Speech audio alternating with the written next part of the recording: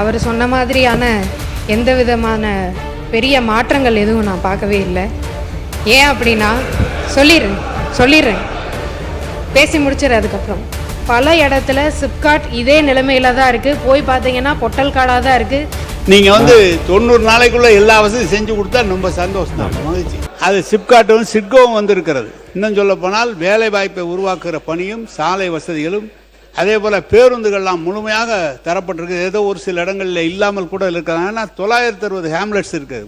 ஒரு தொகுதி என்பது பார்த்தால் 200 கிராமங்கள் இருக்கும், அப்படி எல்லாம் இருக்கும். ஆனால் இந்த மணப்பாறை என்பது பறந்து விரிந்த 960க்கு மேற்பட்ட இருக்கும். எனவே கழக ஆட்சி, கலைஞர் ஆட்சியிலும் சரி, நம்முடைய முன்னாள் முதலமைச்சர் தளபதி அவருடைய ஆட்சியிலும் பல்வேறு திட்டங்கள் அந்த பகுதியில் செய்யப்பட்டிருக்கிறது. இன்னும் சொல்ல போனால் நேரடியாக திராவிட முன்னேற்ற கழகம் போட்டியிடாமல் தொடர்ந்து தோழமை கட்சிகளுக்கு அந்த இடம் கொடுத்து அப்படி கூட வெற்றி பெற்ற மக்கள் ஏற்றுக்கொண்ட பகுதி. எனவே தம்பி அவர்கள் புதிதாக வந்திருக்கிறார்.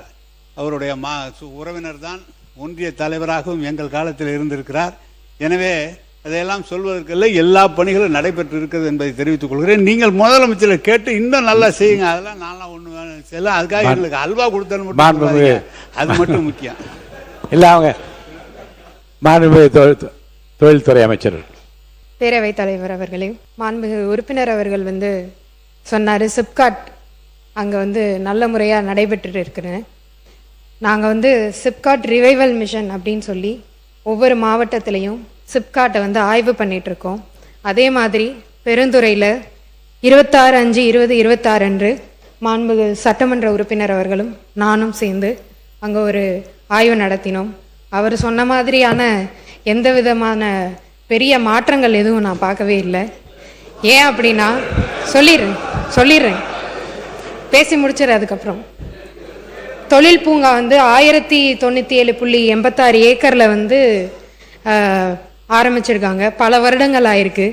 அங்கே 4 கம்பெனி மட்டும்தான் இன்னைக்கு வர நடத்திட்டு இருக்காங்க. அதில் 32 தொழிற்சாலைகள் அமைப்பதற்கான மனைகள் இப்போ ஒதுக்கீடு செய்யப்பட்டிருக்கு.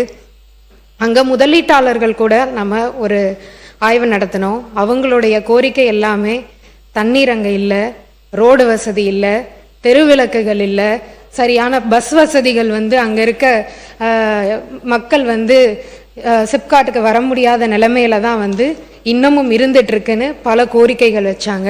அதுக்கேற்ற மாதிரி ஆய்வு நடத்தின உடனேயே நீர் வழங்குறதுக்காக 1/6/2026 காவிரி நீர் வழங்கல் திட்டத்தின் மூலமா நம்ம சோதனை ஓட்டம் செஞ்சு அதில் கண்டறியப்பட்ட குறைகள்லாம் திருத்தி 7/6/2026 நிலம் ஒதுக்கீடு செய்யப்பட்ட அனைவருக்கும் நீர் வழங்கியிருக்கும்.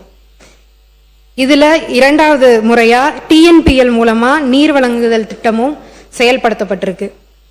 இதுல சாலை வசதி அங்க இருக்க 2 முதலீட்டாளர்கள் கேட்டிருந்தாங்க.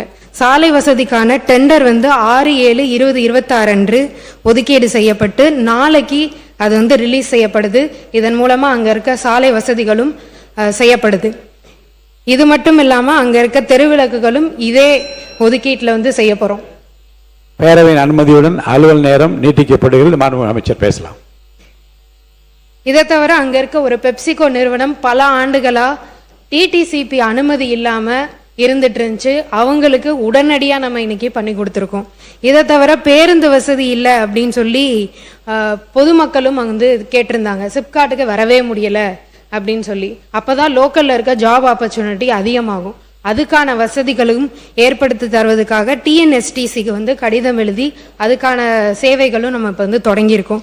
இதை தவிர அங்கே இருக்க CCTV கேமராவே கிடையாது.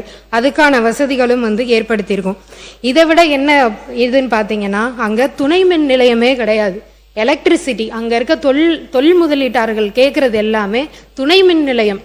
அதாவது எலக்ட்ரிசிட்டி இல்லாமல் எப்படி ஒரு தொழில் நம்ம ஆரம்பிக்க முடியும்? அதுக்காக தொழிற்சாலைகள் எதிர்கால மின் தேவையை கருதி 110 கிலோவாட் துணை மின் நிலையம் அமைப்பதற்கு தேவையான நிலம் அடையாளம் கணக்கெடுக்கப்பட்டு இப்போ அதுக்கான தானப்பத்திரமும் நம்ம பதிவு செய்யப்பட்டிருக்கு. இத்தனை குறைகளும் இருக்கிற ஒரு சிப்காட் அது. மணப்பாறை வேற ஊர் சொன்னீங்க. மணப்பாறை இது இங்கே மட்டும் கிடையாது, பல இடத்துல சிப்காட் இதே நிலைமையில தான் இருக்கு. போய் பார்த்தீங்கன்னா பொட்டல் காடாக தான் இருக்கு. நிலம் மட்டும் வாங்கி ஒதுக்கீடு வச்சிருக்காங்க. ஆனால் இங்கே தொழில்கள் எதுவுமே இன்னும் வரவே இல்லை. இங்கே இருக்க சட்டமன்ற உறுப்பினர், நம்ம தருமபுரியில் இருக்கிற சட்டமன்ற உறுப்பினர் அவர்களே அதை ஏற்றுப்பாங்க. அப்படிப்பட்ட நிலைமை இருக்கு. அதையெல்லாம் மாற்றி முதல் ஆய்வு பண்ணோம். அதுக்கான டெண்டர்களையும் விட்டு அதுக்கான வசதிகளையும் இப்போ நம்ம மாண்புமிகு முதலமைச்சர்கள் மூலமா பண்ணிட்டு இருக்கோம். மாண்புமிகு உறுப்பினர் தமீமின் அன்சாரி அவர்கள். ஆனால் இப்போ இல்லை, இது போதும். இப்போ இது இந்த விளக்கமே இல்லை. நீங்கள் இல்லைங்க, என்ன செய்திகள் என்று நீங்கள் சொன்னீர்கள், என்ன நடக்கவில்லை என்று அவர் சொல்லிவிட்டது போதும். அடுத்து மாண்பு உறுப்பினர் தமீமின் அன்சாரி உட்காருங்க. மாண்பு உறுப்பினர் உட்காருங்க. மாண்பு உறுப்பினர் தமீமின் அன்சாரி பேசுங்க. போதும், பேசுங்க. குடிதண்ணீர் நம்முடைய இண்டஸ்ட்ரீஸ் மினிஸ்டர் சொன்னாங்க, குடிதண்ணீர் நாங்கள் கொண்டு வந்து கொடுத்துட்டோன்னு சொன்னாங்க. கிட்டத்தட்ட ஒரு 90 நாளையில் அவ்வளோ பெரிய திட்டத்தை நிறைவேற்றக்கூடிய நல்ல அமைச்சர் தான். ஏன்னா நாங்கள் ஏற்பாடு செய்யாமல் அந்த குடிதண்ணீர் நீங்கள் 90 நாள் நாங்கள் கொண்டு வந்திருக்க முடியாது. இன்னும் பொன்னண்ணையாரை பற்றி நம்முடைய அமைச்சர் சட்டமன்ற உறுப்பினர் சொன்னார். பொன்னண்ணையார் டேமை உருவாக்குனதே கலைஞர்.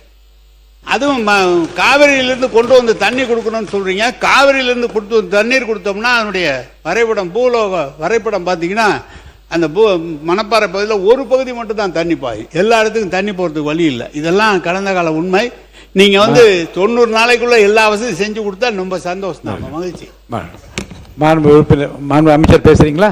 மாண்பு அமைச்சர். மாண்பு பேரவைத் தலைவர் அவர்களே, இதற்காக தான் நான் மறுபடியும் சொன்னேன். டிஎன்பிஎல்ல இருந்து இரண்டாவது முறையாக அந்த இரண்டாவது கட்ட நிலையாக நீர்நிலை அது மூலயமாவும் தரப்போறோம் அப்படின்னு நான் சொல்லியிருந்தேன். நன்றி. மாண்பு உறுப்பினர் தமீமுன் அன்சாரி. மாண்பு பேரவைத் தலைவர் அவர்களே, மாண்பு உறுப்பினர் புதிதாக சட்டமன்றத்துக்கு தேர்ந்தெடுக்கப்பட்டு முதல் பேச்சு என்ற காரணத்தால் குறுக்கே நான் பேச இருந்தேன். மணப்பாறை தொகுதியில் வளர்ச்சி திட்டங்கள் என்பது உங்களுக்கு தெரியும். அது பெரிய தொகுதி, இருக்கிறதே திருச்சி மாவட்டத்தில் இருக்கிற பெரிய தொகுதி. 960 ஹேம்லெட்ஸ்களை கொண்ட பெரிய தொகுதி. 3 ஒன்றியங்கள், 2 ஒரு நகரம், பேரூராட்சி என்று விரிந்து பறந்த தொகுதி. அதிலே குடிதண்ணீர் மிக சிரமமாக இருந்த காலம். குடிதண்ணீரே இல்லை, பாதுகாக்கப்பட்ட குடிநீர். கலைஞர் அவர்கள் தான் முதல்ல 96ஆம் ஆண்டு முதலாக 100 கோடி ரூபாய் செலவிலே புதிய கூட்டு குடிநீர் திட்டம் கொண்டு வந்தார்கள். அதன் பிறகு நீங்கள் மாவட்ட மருத்துவமனை திருச்சியிலே மருத்துவக் கல்லூரி வந்த பிறகு மாவட்ட மருத்துவமனை தலைமை மருத்துவமனையாக மணப்பாறை நகரத்தை தான் தேர்ந்தெடுக்கப்பட்டு மணப்பாறையிலே மாவட்ட தலைமை மருத்துவமனை கொண்டு வரப்பட்டது. இப்போது கடந்த காலத்திலே நம்முடைய முதலமைச்சர் அவர்கள், முன்னாள் முதலமைச்சர் அவர்கள் புதிய கல்லூரியை கட்டிடத்தோடு தந்து இன்றைக்கு 2000 மாணவர்கள் அங்கு படிக்கிறார்கள். அனைத்து கிராமங்களுக்கும் சாலை வசதி செய்யப்பட்டிருக்கிறது. அதை காட்டிலும் இப்போது புதிதாக குடிநீர் பற்றாக்குறை என்பது 100 கோடியிலே போடப்பட்டு அது முடியாத காரணத்தால் நம்முடைய முன்னாள் முதலமைச்சர் அவர்கள் 1800 கோடி ரூபாயிலே புதிய கூட்டு குடிநீர் திட்டம் ஒன்று மணப்பாறை குளித்தலை இணைத்து ஒரு கூட்டு குடிநீர் திட்டம் நிறைவேற்ற அதுக்காக எல்லா திட்ட அறிக்கைகளும் தயாரிக்கப்பட்டு ஜல்ஜீவனிலே அதுக்காக அனுமதி தரவில்லை.